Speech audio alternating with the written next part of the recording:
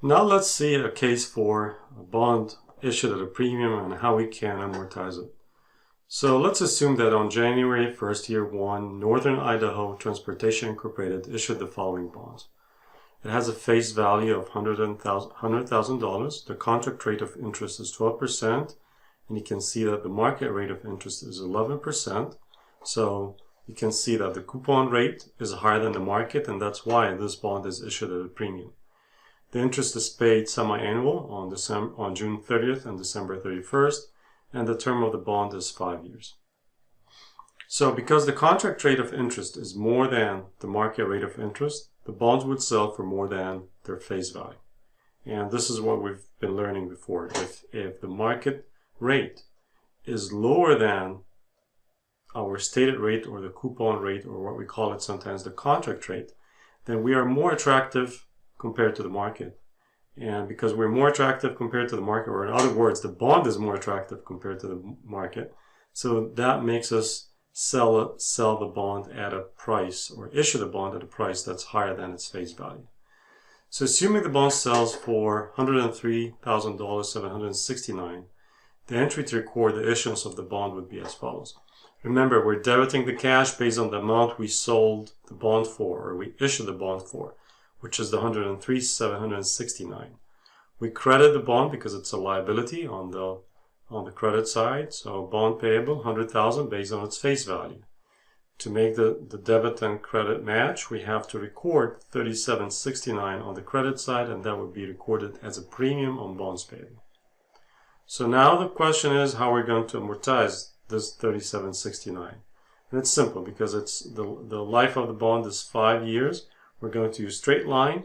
We pay interest semi-annual, which is twice a year. So we're going to divide the $37.69 by 10. So premium on bonds payable has normal credit balance. It's added to bonds payable to determine the carrying amount, or the book value of the bonds payable. Therefore, the carrying amount of the bond payable is $103,769, which is the face value of the bond plus its premium on bonds payable.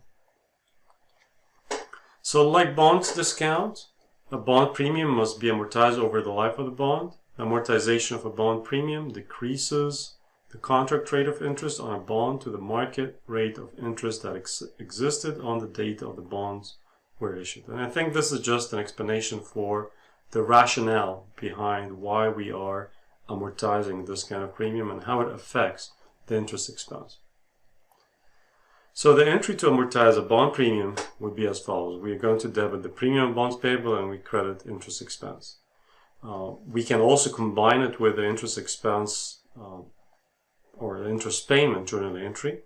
So in this case, we're going to debit interest expense, we're going to credit cash, and then we're going to debit the premium on bonds payable. So let's see this example. Amortization of the Northern Idaho Transportation bond premium of $37.69 is computed as follows. So we have, as I said, this is the value of the premium. The term of the bond is 5 years. So we take the value of the premium divided by the number of periods, which is 10 periods since it's semi-annual, and that will give us $376.90. So the combined entry to record the first interest payment and amortization of the premium is going to be as follows. And it's going to be standard, by the way. So we're going to make payment of the cash, which is based on the bond face value multiplied by the coupon rate. So it's based on the 12% interest rate, or stated rate, or the coupon rate, and make sure that you multiply that by half because it's semi-annual. And in this case, it's 10,000 multiplied by the 12% multiplied by half, and that would be $6,000. And then the premium amortization, we're going to amortize the premium opposite to what we recorded before. I'll just take you back to the previous slide here, where I show you that when it was issued, we actually credited the premium. So now to amortize it, we're going to debit the premium. And now we can see that the premium on bonds payable is going to be on the debit side. And then we're going to get the difference, and that would be amount of interest expense.